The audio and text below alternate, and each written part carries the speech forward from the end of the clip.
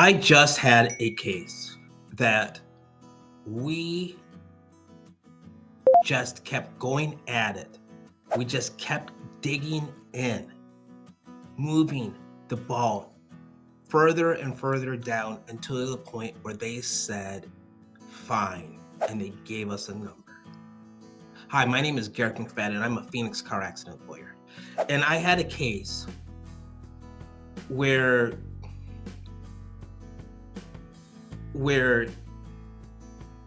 I had to go against one of the big law firms here in Arizona. And they were going to make an example out of me. They were gonna just pound and pound and pound me and my client. So what we did is we came together and said, hey, we're gonna litigate this case in a way that they are gonna be thrown off their toes. So one of the first things that we did is we figured out whatever they did to us, we were gonna do back to them twice. They went and looked at one of my clients' current lawsuits. So I went and found one of their current lawsuits and found out that they were being sued by the law firm that is currently representing them. So a different partner in that law firm was suing the client of this other partner. And I brought that to their attention. And I asked them, hey, I don't think that anything's going wrong with this, but this might have you might have some ethical duties here.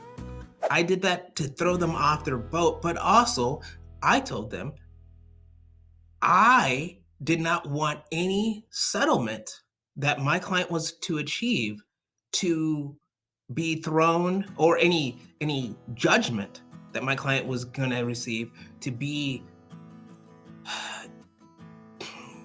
disputed because of this potentially ethical situation.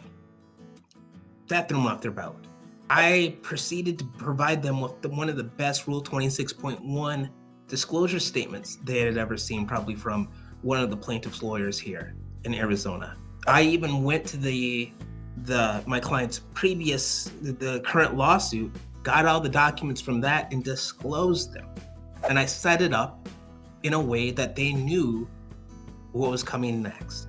I had already I had my investigator track down a witness, got the witness's statement, put that up, and said that I would be taking this witness's deposition because their driver was incredibly rude to the point where this witness felt that he needed to step in to protect my client from a physical assault. Then I found out that this client, this defendant, the person that hit my client, was a convicted felon for scamming. This was a scammer, and it was a scammer not that long ago. And so I had all these facts, and because we worked this case and just kept on working the case, the insurance company doubled their offer. They moved it up, then they increased it by almost 20%, and then they doubled it, increased it by 100%. And that's when I told my client, let's take this. And they said yes. You only get those results if you really work the case and you do what is needed. If you have a case and you don't think that you're getting the representation here in Arizona that you deserve, give me a call.